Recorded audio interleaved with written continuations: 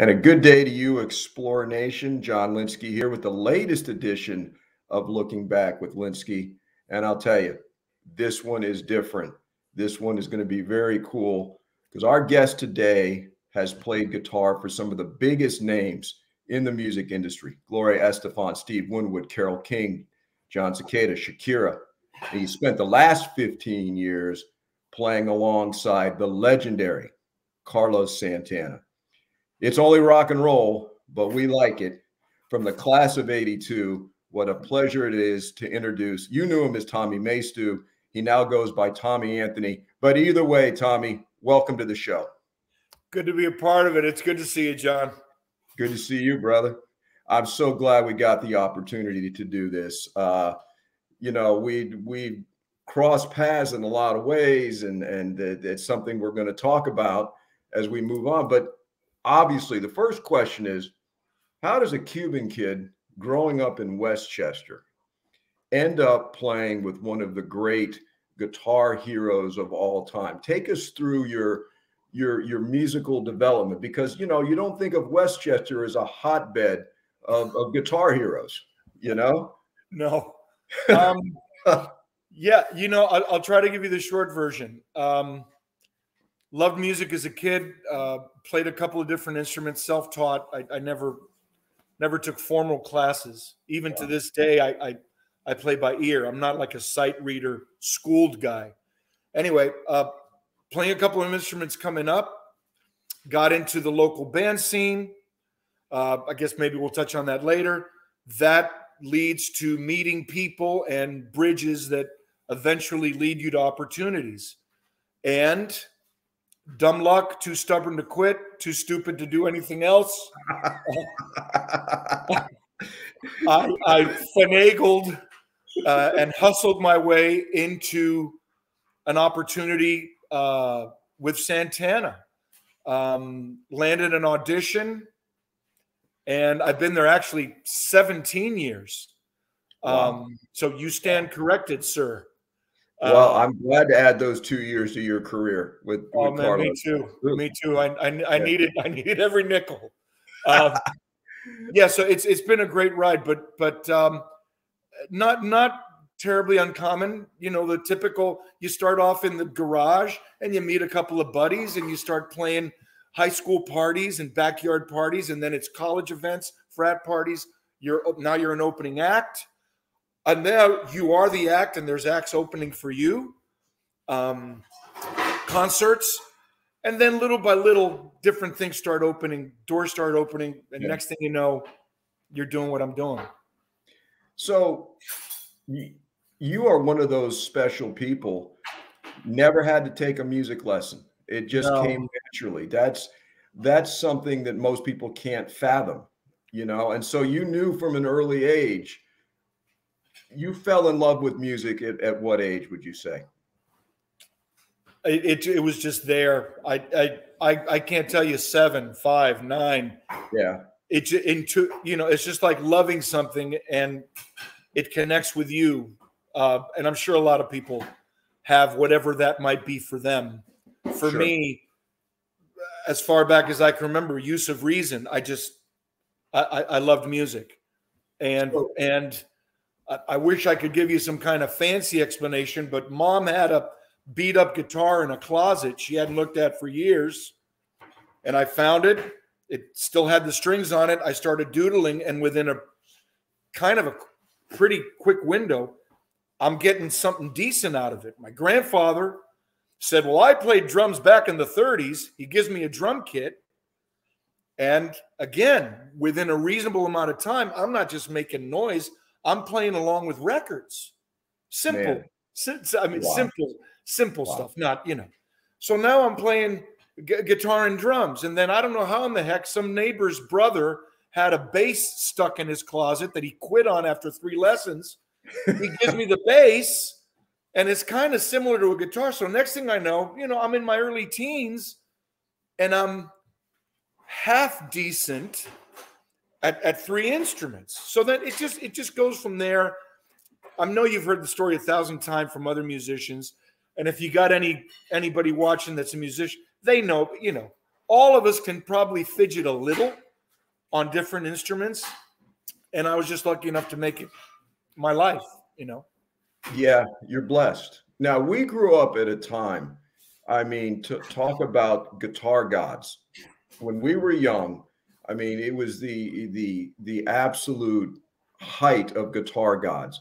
Did you have any guys that stood out to you that really influenced your playing, who you wanted to be?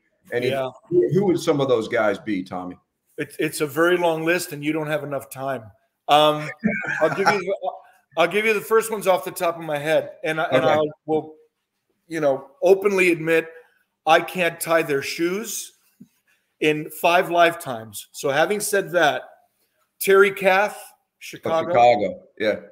Jimmy Page, okay, Clapton with Cream. He lost me a little after that. I mean, no, it's still a monster. I got you. No, yeah, Clapton with Cream. Couldn't agree more. And although he was not a technical, mind-blowing guitarist, you know, he was a Beatle. George Harrison, very melodic. Yeah. You know, you hear one of his solos, you're whistling it 2 times after you hear.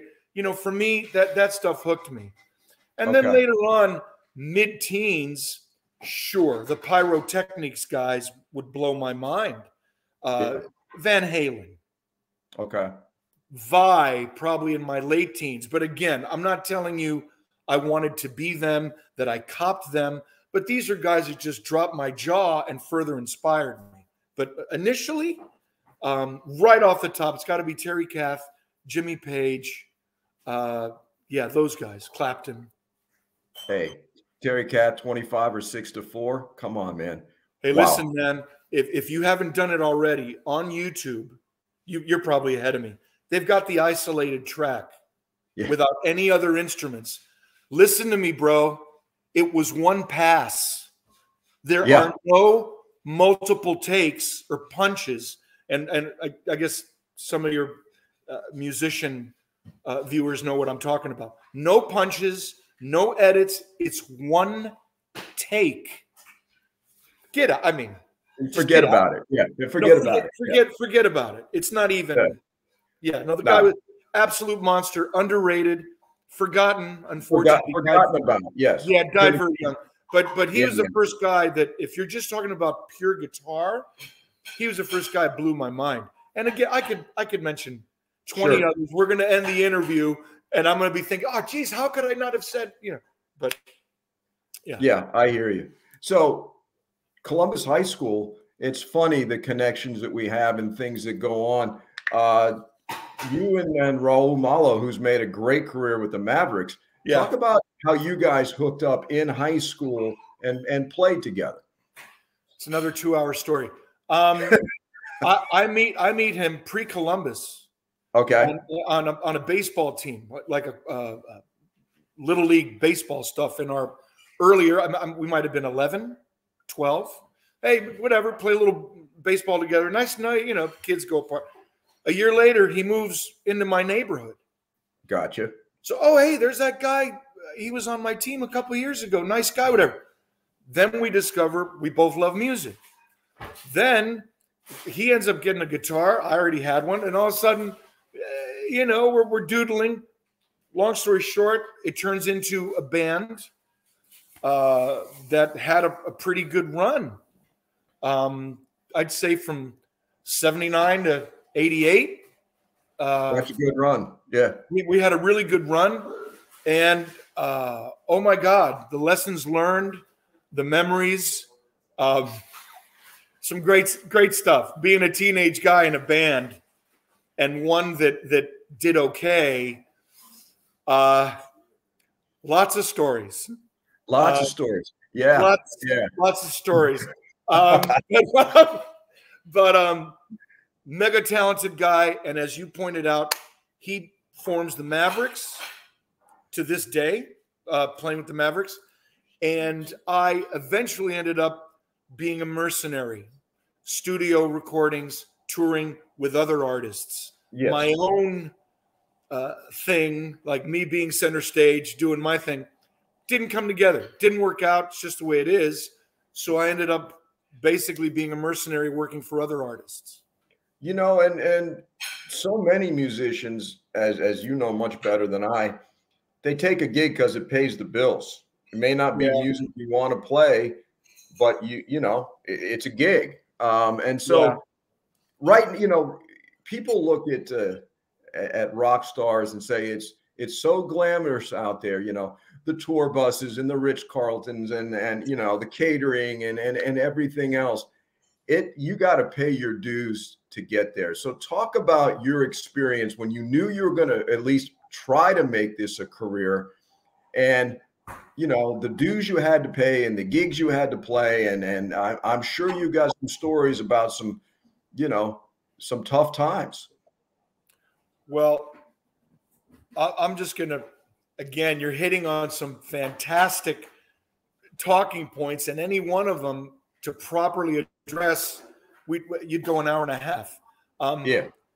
In my case, it's the garage band, again, as I mentioned, that graduated to backyard parties, high school dances, junior high proms, and then we did colleges and so on and so forth. That was the boys that later turned into the tomboys and later became the basics. Again, all that happens, and then band falls apart. And okay, now what do? I always knew that this is what I wanted to do. You know, I never wanted to be an astronaut. I never thought I'd be some kind of game-changing attorney or that I'd cure cancer. I wanted to play guitar. I wanted to be a musician. And I just chased it. And there was, there was a lot of blood, sweat, and tears, a lot of dead ends.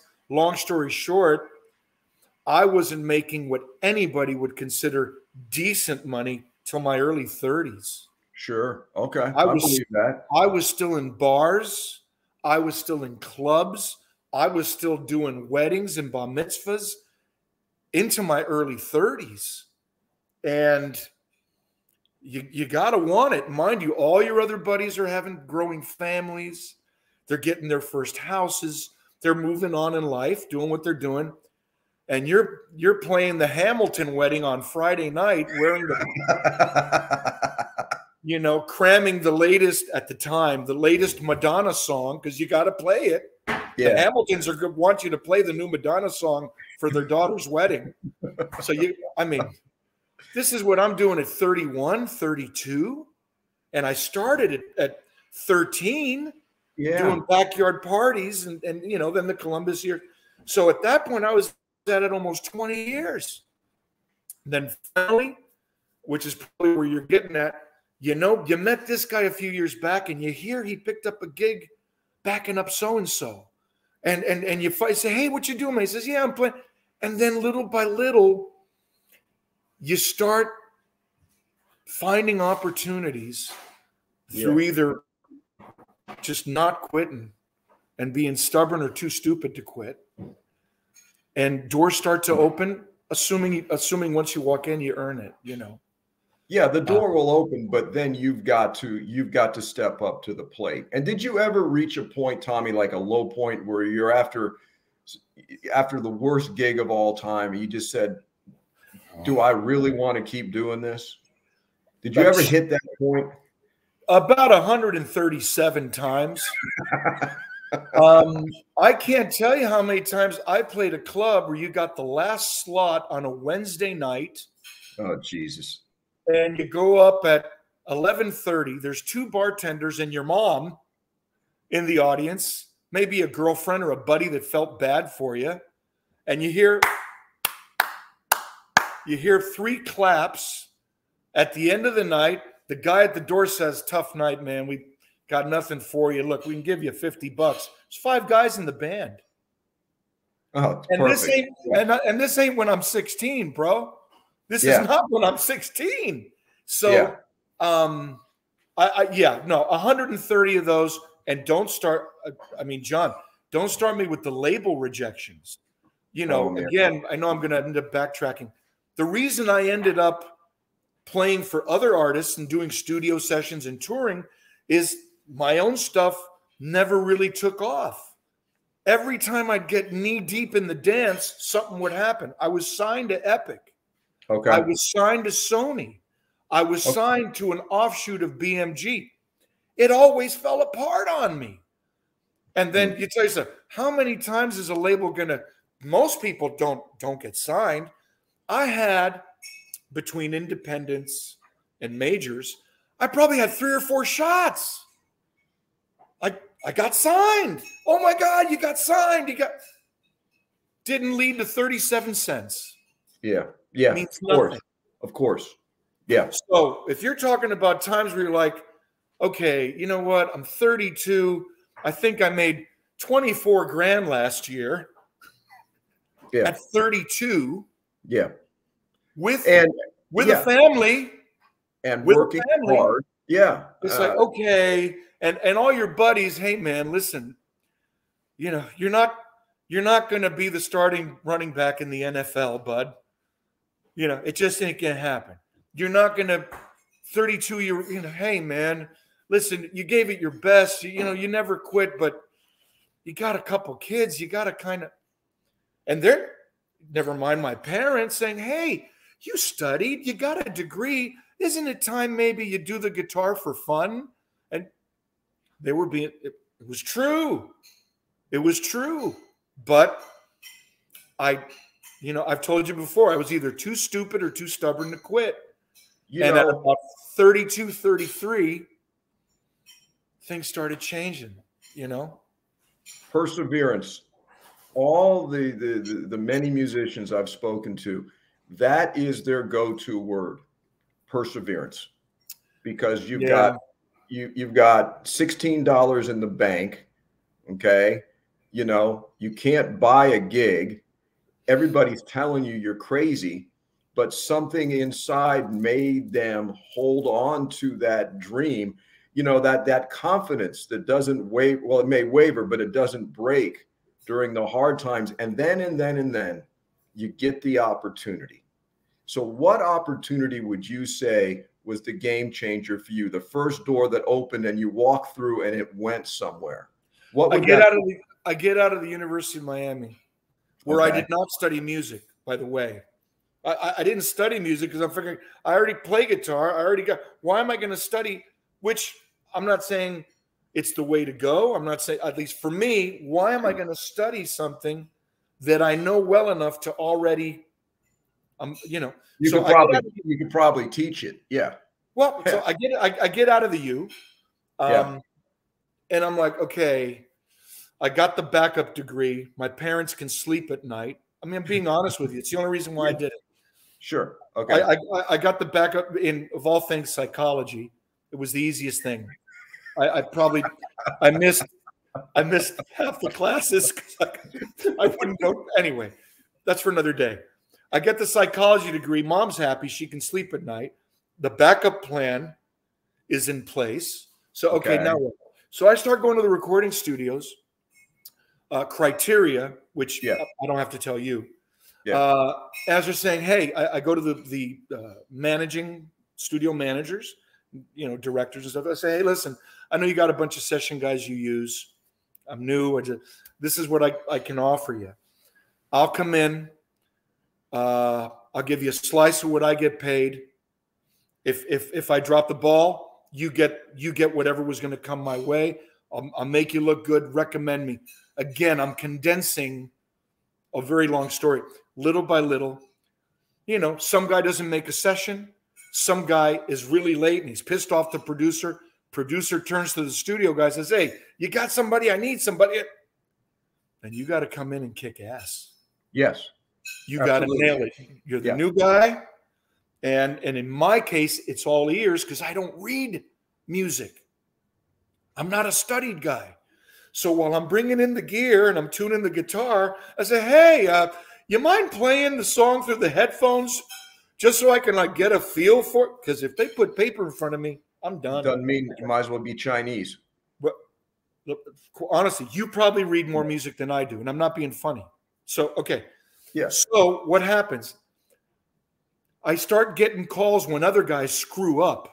It's not because I was so fantastic and I was so amazing, Other guys get lazy. They miss the session. They are late. And one producer calls, next producer. And all of a sudden, I get a reputation as a guy that can come in cold, get it done. Yeah. In the music business, Tommy, it's amazing. The ability to show up on time on the proper day well, you know, it's a different breed. You know, I'm not telling you anything you don't know. I know guys that got gigs because people OD'd, you know? So yeah. It's just a different thing as you're inferring. So little by little, this producer knows you that. You get a couple of recording credits. Then a buddy gets into a touring act. They need a guy. And he says, hey, I don't know, you probably don't really dig the music, but this guy signed a BMG. He's legit. He's touring. He needs a singer that can play rhythm guitar. I said, I'm in. Was this Raul de Blasio? Yes. Yeah. Who, for anybody that does, he's kind of like a easy listening John Tesh, Yanni type of, you know, instrumental music guy with a little bit of background vocal. I get the gig. What happened? The percussionist for that band hops over to another one. 6 months later, says, hey, guitar player ain't cutting it, man. I think you can do this gig. I don't know if you really dig the music. It's always the same thing. You know, it's the old a gig's a gig, right? Yeah. But she's signed to Island, and she's managed by Miles Copeland, Stuart Copeland. The bread sucks, but we're opening for Alanis Morissette. I said, get my name in, get me the audition. I do the audition. Okay, so 10 artists later, I end up with Santana, and I'm going on 17 years. So that's kind of the quickest version of it I can give you. You know, it seemed that in the Miami music scene, you got in with the right people. Talk about your experiences with the Estefans. Man, that's another one. First of all, we're the teenage power pop band playing all over Miami. This would be the Tomboys, right? Okay. And they would be hired for the same gig to play for the adults. Gloria Estefan and Miami Sound Machine. They would play for the parents of the kids. So we'd play, then they'd play for the mom, dads, and, you know, Aunt Irma. And then they'd stop and we'd go. But so we knew it. We knew each other. They knew me when I was a kid. Yeah. Okay. In my mid-teens with the Tomboys. Flash forward, literally 20 plus years later, she's bigger than God, as everyone knows. And just to try and, I keep saying the same stupid thing, trying to edit these stories. The musical director for the band catches me playing on the beach with my band on a Wednesday night. You know, one of those you're playing at 1 a.m. He's the one guy in the back hitting the sauce. Okay. He says, hey, man, our guy's getting ready to bail. You can sing and play at the same time. What would you be? Sure. You know, I was in between tours with different artists at the time. At that time, I was with Cicada. I was with John Cicada, who had a beautiful run. Yeah. You know, for what? From what, 91 to 2000, 99? Had a real good run. As big as anybody. Yeah. Right. So in fairness to the question, he was aware of me through Cicada. Then he sees me kind of featured in where I'm singing all the songs. You know, I'm not some guy under a blue light in the back of the stage. When it's your thing, you're dead right. You're sending. So he's really hearing me and seeing me. He says, "Wait a minute, we can pull this guy into Gloria's band." That's when I jump into Gloria's band. I did that for 10 years. Yeah, that's a hell of a run. Yeah, hell of a run. Yeah. Let me some of the other people you played with, some of my personal favorites. What was it like playing with Steve Winwood? Amazing. You want to know how I got that one? Yeah, I do. I am part of a cocktail band while people find their seats kind of act, invited to play one of the post-Grammy parties in New York. Okay. Okay? Okay. So I'm playing with this band that's kind of doodling while everyone after the Grammys gets to the grand ballroom at the Sheraton, I don't know what the hell, in New York. Yeah. And they're, oh, I'm on table 16. Oh, where are you? Table 2. Oh, come over here, Celine. Oh, okay, Mariah. This is what's going on while we're playing. Nobody gives a damn, John. Nobody's listening. You might as well have it's entry music. Yeah, yeah. So I'm a member of the cocktail band, right? Okay. We get off, and I'm approached by a guy speaking the Queen's English. Mick. Yeah, I don't remember his last name. Mick something. Representing Steve Winwood. Wow. He says, hey, I heard you singing, and I heard you playing. Steve's looking to do something really different, and there's a couple of you in this. Would you? I said, yeah, sure. I'd like to play with Steve Winwood as opposed to Girl from Ipanema. Yeah. You know, or you know, I Will Survive while Mariah Carey's looking for her table. You know, yeah, give me a call. Yeah. I'm grossly oversimplifying, but that's basically what happened. And 3 of us were taken out of that cocktail band, and we accompanied Winwood on a Canadian and European tour. Amazing. I mean, seriously? I know. How does that happen? How does that happen? How does that happen? How does that happen? You know, perseverance is how it happens. You know, Carole King. Okay, I'm part of Gloria's band. Okay, Carol's management contacts Gloria Estefan's management. Hey, we keep seeing these evening with performances where 2 artists share a band and do a mini tour, and they play each other's songs, and then they do the Kumbaya. Yeah. Carole really loves Gloria, and I think at the time Gloria had rebooted It's Too Late. It's Too Late, yes. Off of Tapestry. She did a great job on it too. Yeah. Oh, okay. Yeah. You remember. So management found each other, and Gloria, who absolutely worships and profoundly adores Carole King, sure, as deserved. Yeah. Said, "Oh, you want to with me, and you'll use my band, and you'll just okay." So now the Cuban kid from Westchester is playing with Carole King. Oh my Lord! But here's the cool part. Although I was I parachuted into that, right, through happenstance. Here's the part you're going to dig. There was an entire section of the show where Gloria ain't there. It's Carole doing her stuff. Yeah. Okay. Yeah. So it's her. And her piano is 2 feet from me. Oh, man. Pure, again, I had nothing to do. But here's now this is the part where I'm going to blow your mind.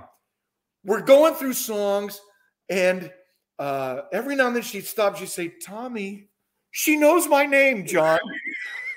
Can we go there? Carole King knows my name. She goes, Tommy, was the tempo okay? I said, Carole. I said, I think the tempos I think they're fine. Okay. So then 3 songs later, she's saying, and she answers, she said, okay, let's take a break. And she gets up from her piano, and she's right next to me. She goes, Tommy, do you think we should stick with those chords? Or, as we're going to the bridge, you think we should? She's asking you. Carole, I kind of like the chords and the way you wrote this. But if you want, I mean, how cool is that? Yeah. This is, I mean, again, and this, I haven't words. So, yeah, I can't begin to tell you. And one day off camera, I'll give you a little insight to her thoughts on Neil Sedaka. Laughter in the Rain, baby. She wants to, John, she wants to kill him. She wants to put a contract hit on Sedaka because, you know, he would talk about them having been a couple. And you got to see Carole King on a coffee break telling you, I want to kill him. I want to kill Neil. You know, so now Carole King is telling you she wants to kill Neil Sedaka. No more Laughter in the Rain. Oh God, no. I mean, are you? And again, like you said, the Cuban kid from Westchester is listening to Carole King say, "How do I kill Neil Sedaka?" See, this is the part of your career, your industry, your profession that people just there's so many stories like that, and we could go on forever. It's crazy. Carlos, growing up, yeah, I had my guitar heroes, and he was right at the top of the list. And, the fact that you end up standing right next to the guy that, Song of the Wind, I can't think of a better instrumental than that. He's a genius. Tell us how that whole thing unfolded. And then, of course, we had our serendipitous moment in 2012 without even knowing it. But go ahead, talk about Carlos. Gloria declares her retirement. It's the farewell tour in 2004. Okay. From that point forward, she will only do occasional appearances, charitable causes, AIDS benefits, filming like cancer research fundraisers. 2 songs. Good night. Thank you. One-offs. Yeah. It's over. It's done. That will not be a pragmatic income stream for me. It's over. Yeah. The tour ends at the AAA. Beautiful sold-out show. I'm going to say, and I'm probably wrong, somebody's going to look it up and say, hey, he's crazy. Hey, let's say October of 2004. Okay? Okay. 5 years prior, and this story I'm not going to rush through. My guitar tech is a fantastic guy, Wayne DeMar. Okay. He can't make a run. We're going to do Jay Leno, whoever the heck, all that, Rosie O'Donnell. We're going to do a TV run to push one of her albums. He can't make it. Okay. And since they're not full-blown shows, since it's just one song on a TV show. Yeah. He figures, listen, can I get a sub? He gets me a sub. Guy comes in, Ed Adair. Nice guy out of Vegas. Subs for Wayne, takes care of my guitars, takes care of my amps. He's a nice guy. You treat him with decency, treat him with respect. He's a sub. He's going to be gone in 2 weeks, but, come on. He's the new guy, right? Yeah. So I just, we get on fine. I don't ask a lot of questions. He doesn't offer.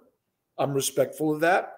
So at the end of the 2 weeks, he says, hey, it's been great working for you. Thanks so much. I said, okay, yeah, take care. He's gone. 5 years later, Gloria's done. 2 weeks after that last gig I talked about at the AAA, my phone rings. Hey, Tommy.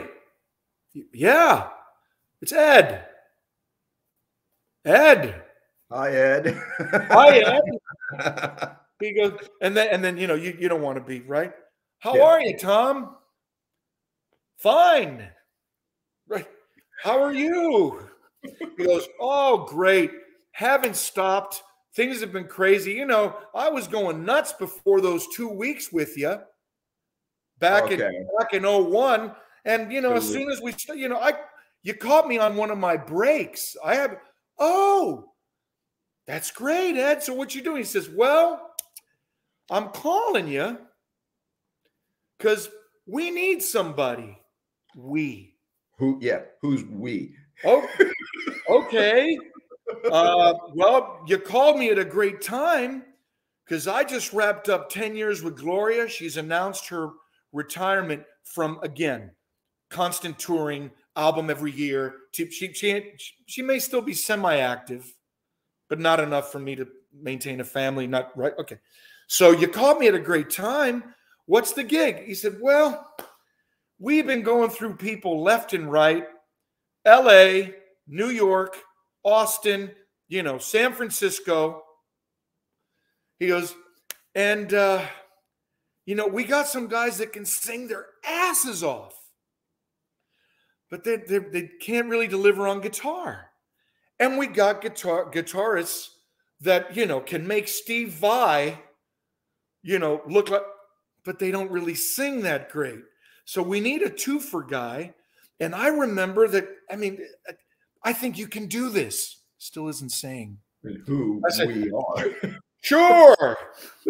I'm thinking mortgage, school for 3 kids, school for 3 kids. So I said, sure. Well, listen, I'm free. I'm sorry you haven't found your guy with all these auditions, but, I'm willing to take a shot. He says, okay. Like, he's assuming that I know. Jesus. So he says, okay, I'll have management call you.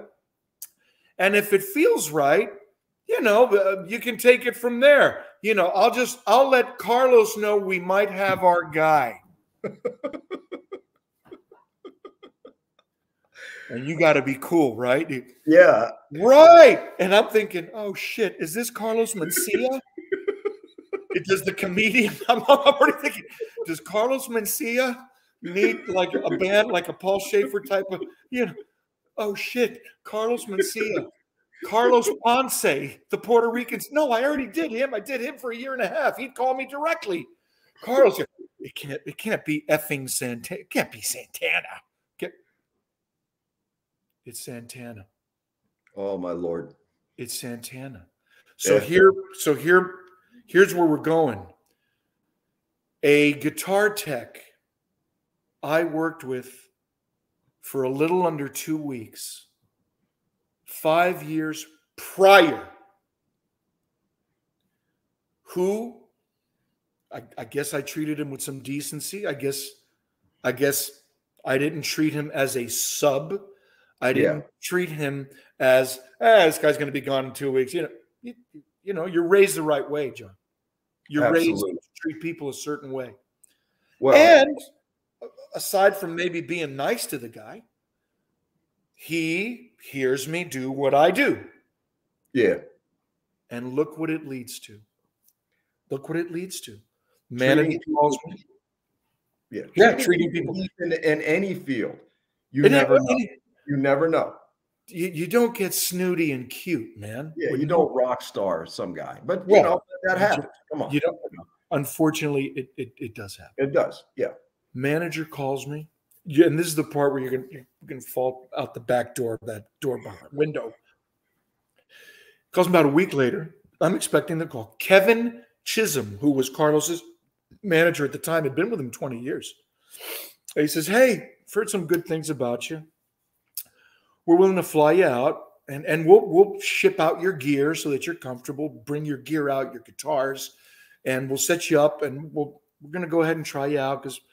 It seems you're worth it. One of our guys really says, I said, great. He says, okay, so we're going to send you some material, 6 CDs, 15 songs per CD. I was going to ask you. Okay. We'll get to that. Yeah. And I said, and hand to God on my father's grave. I tell the guy, I tell you what, man, your auditions are over. You're done. You found your guy, and I'm going to go one better. And he starts giggling. I said, if I don't land this gig, I will pay for all of my gear being transported. I'll pay for my ticket. I'll cover the entire expense of having me audition. I'll cover it. This gig's doubled down. Wow. This gig's mine. He's laughing. He goes, oh, I already know I'm going to like you. He's got nothing to lose now. Yeah, man. I get out there. 5 songs into the audition, Carlos stops the band. You know, you bring down, step on your pedals, lower the volume of the guitar. Say, oh shit. He looks at me, he says, hey man, I gotta ask you something. And I'm thinking, oh God. Here we go. Yeah. I didn't think I'd blown it. I don't think I blew it. But you know, he says, I just gotta ask you. He says, where you been? How great is that, man? And no, you're gonna love this part. In 100 lifetimes, I could never be this quick. I look at him, I said, I've been waiting for you, man. He looks at the band. He says, fellas, he didn't say fellas. He said, okay, our newest member, pointing at me. Wow. Done. That's awesome. 17 years later. I've been waiting for you, man. I've been waiting for you, man. Because he talks like Cheech Marin. Yeah. I don't know if he's going to get pissed off if somebody sees this from the office. He talks like Cheech Marin. So he follows everything with man. Yeah. Hey, man. You know, Tommy Chong and Cheech. Yeah. I mean, I'm obviously. So I said, I've been waiting for you, man. And he starts laughing. And that was it. I was in, and I've been there since. How well versed were you with his material before the audition? I mean, of course, we all grew up knowing his stuff, but were you did you feel you would be a good fit for his style? I did. Yeah. I honestly did not tell you why. I remember I said about an hour ago, 40 minutes, I said, I'm going to be in the car driving later and I'm going to forget to have mentioned I grew up with that stuff, being a Latin kid. Yeah. This was a guy that fused. I never listened to salsa, cumbia, merengue. I grew up with rock and roll and blues. Yeah. But this guy and his crew, you know, his band, they merged Afro-Cuban rhythms with a bunch of marshals. Yeah. You know what I'm talking about. So my older cousins, because I had no brothers or sisters, my older cousins hit me to say, listen, man, this is the guy. This guy's taking our stuff, our rhythms, and he's blasting, you know, rock to, and I was hooked from the get-go. So I can't believe I didn't mention, you got Carlos, Terry Caff, Jimmy, these guys were my Bible, you know. And yes, to answer your question, I was absolutely acquainted with the early stuff. Is there a better album than Abraxas? I mean, come on, man. No. You know, no. Seriously. Or no, Caravanserai no. or Moonflower. I mean, come on. Oh, fine. Great. Those define him. Yeah. And yes, I knew his stuff. Now, one thing is knowing this, and one thing is literally knowing all the words, all the harmonies, knowing what parts is he going to play and what parts is he going to hand off to you. Yeah. You don't know until you're there. So I got about 5 CDs from the office, 15 songs per CD. Yeah. It was about what you could fill on one. Yeah. Depending on the length of songs. Yeah. And I learned every guitar part. I learned every harmony. I learned every lyric because I don't know which part he's going to assign me. Yeah. I don't know who is singing which part. And I don't know which guitar part, because, you know, every song's got 3-4 guitars. It's not just one. Well, he's obviously going to take all the solos. But what about all the parts that lead up to it? How much is he going to hand off? You know, which in the end, it ended up working out to where even today, I think I can say he's got all the, you know, all the spotlight stuff as it should be. As it should be. Yeah. Let's not get funny. Yeah. But truthfully, you know, the rhythm stuff, I'm holding it down. He's kind of taken himself in a B.B. King, Freddie King, Albert King, where in between phrases throughout the song, he's kind of doing bits. He's doing phrases, but the rhythm, he's kind of letting you run with it. The foundation is you. Right? Does that make right? Makes perfect sense. Of course. It's kind of evolved that where he says, "Yeah, you go ahead and take it." And again, fairness to everybody, he plays rhythm, but he's not anchoring like he had to years ago. No, that's does his solos, hits the wall once in a while, does phrases in between vocal lines, and I'm the one, you know, holding it down, so to speak. Absolutely. So, absolutely. Yeah. Man, oh man, oh man. Madness.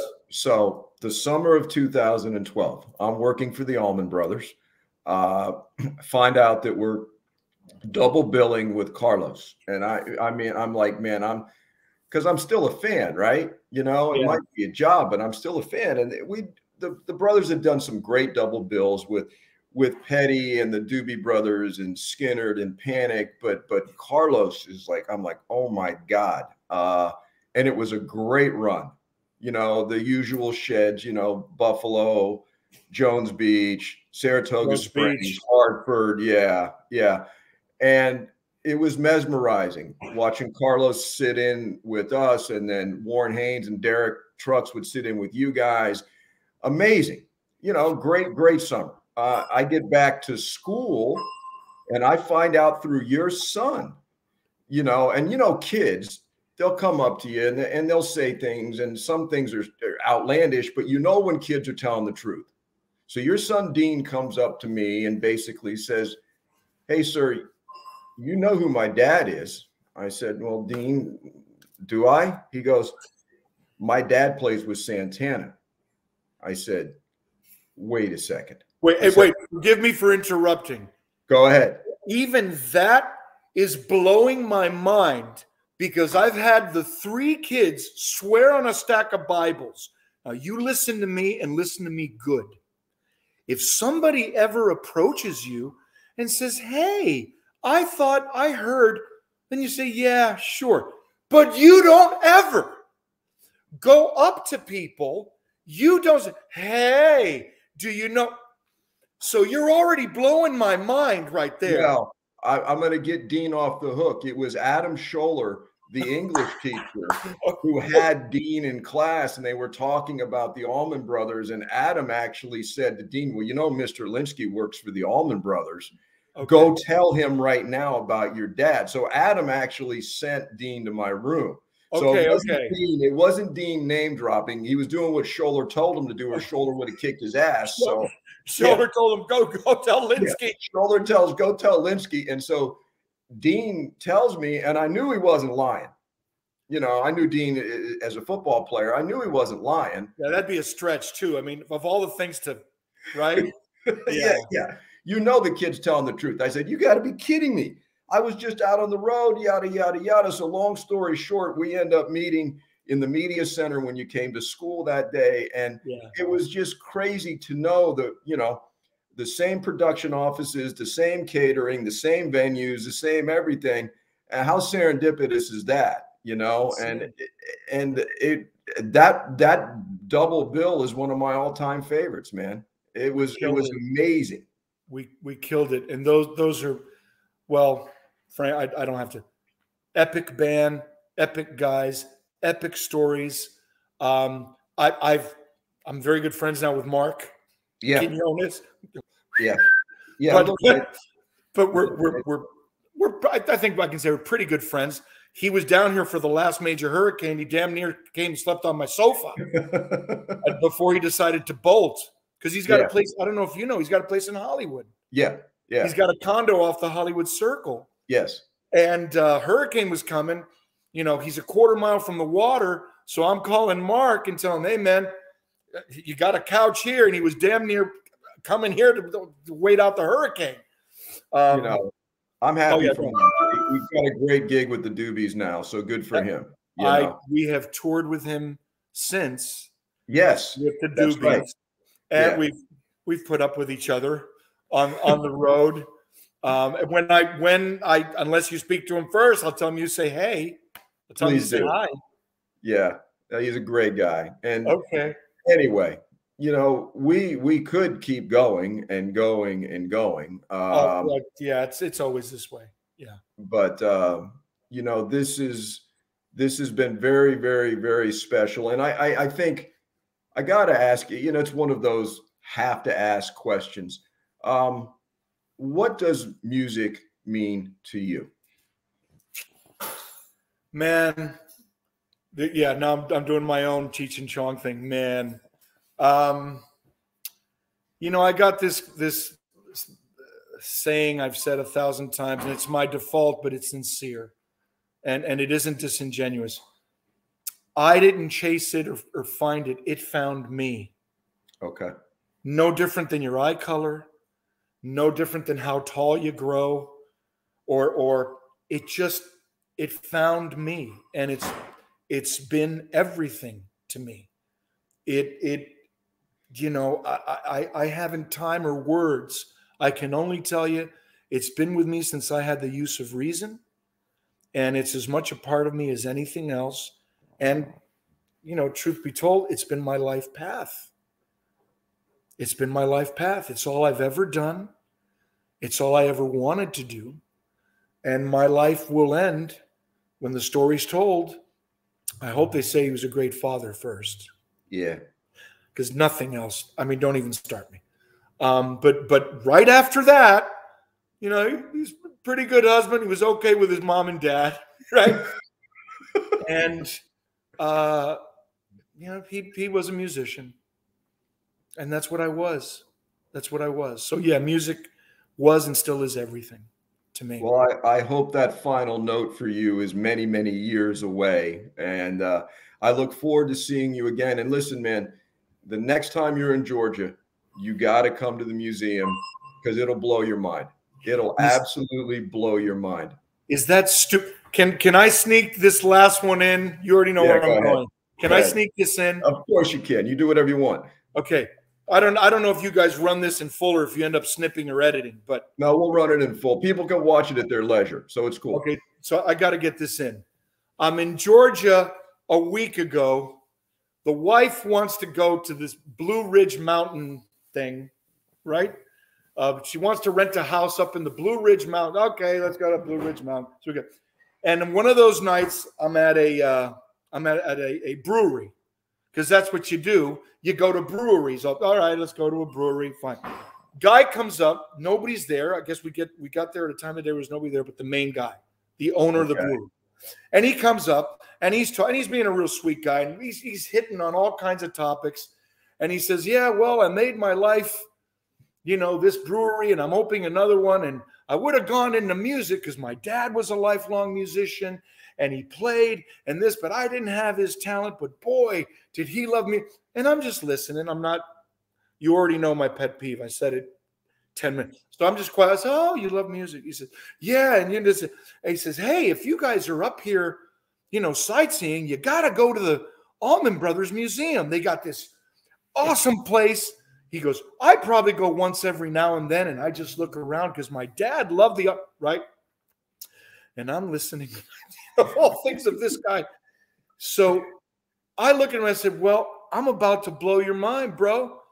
I said, "The dude running that place who bleeds Allman Brothers is a Miami guy that went to my high school and buddied up with my kid.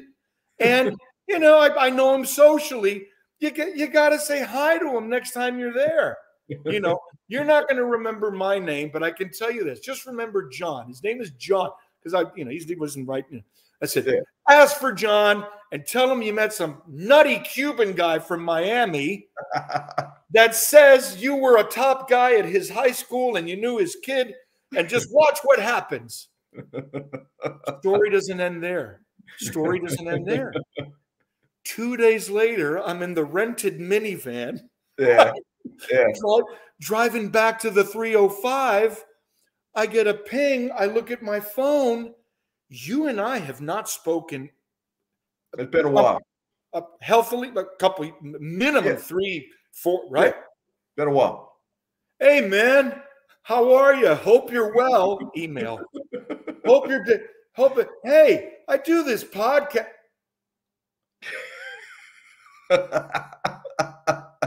Are you seriously? So I said, "Would you believe? Look at this." And everybody in the car's laughing because how do you explain? I mean, I'm not Mr. Cosmic or nothing. How do you explain that one? Serendipity, brother. Serendipity. That's it. That's all. And I think I had just driven through Macon. It's too bad, but you'll be back. How cool is that? So yeah, I absolutely, with or without the museum, I got to find you. But yeah, if I could see the museum, it'd be awesome. And in the meantime, if we are within your firing range and you want a couple of tickets, I got you. I know who to call. Yeah. You got the bat. Hey, you got the bat phone. You got the bat phone, bro. You'll get me. Man. Tommy, I can't thank you enough. You've made my day. This has been epic. And you know, all the best to you. Are you guys doing that Vegas residency? We are. In fact, I'm leaving in a week. Okay. We do that 2 months out of the year. It's not consecutive. Yeah. We'll do 2 weeks. We leave for 3 months. 2 weeks, leave for 3 months. 2 weeks. So it's 2 weeks at a time. Yeah. In Vegas at the House of Blues. And in between those runs, name it, anywhere. In fact, if nothing changes, if everything stays as is, we're doing a double bill with Earth, Wind, and Fire throughout the United States. I think we're going to tippy toe into Canada. Wow. Oh, yeah. I mean, now there's a double bill right there. Come on, bro. Come on, bro. I mean, listen, Santana, hey, yeah. Earth, Wind, and Fire. Come on, bro. Yeah. No. It's going to be madness. It's going to be madness. So, well, I hope our paths cross soon. And I thank you, my brother, for taking the time. This one has been special. So, on behalf of Explorer Nation, we all say thank you, Tommy, and God bless you, brother. The pleasure's been mine, and I look forward to us doing more of this, whether with or without the camera. I don't, let's find each other every now and again and tell stories. It'll get really good off camera. Yeah. Okay. Yeah. We'll leave it with that. Oh, yeah. Yeah. Oh, man. I'll have your head spinning. Steve Miller blasting his harmonica player when the guy was playing perfectly fine, but Miller's monitors weren't working. I'll have you. I can't wait. No. Too much. Too much indeed. Too much of a good thing is never enough, though, Tommy. Jerry Garcia said that. So, words to live by. So until next time, Explorer Nation, take care of yourselves. Take it easy. And Adelante. Thanks, Tommy. Much love. All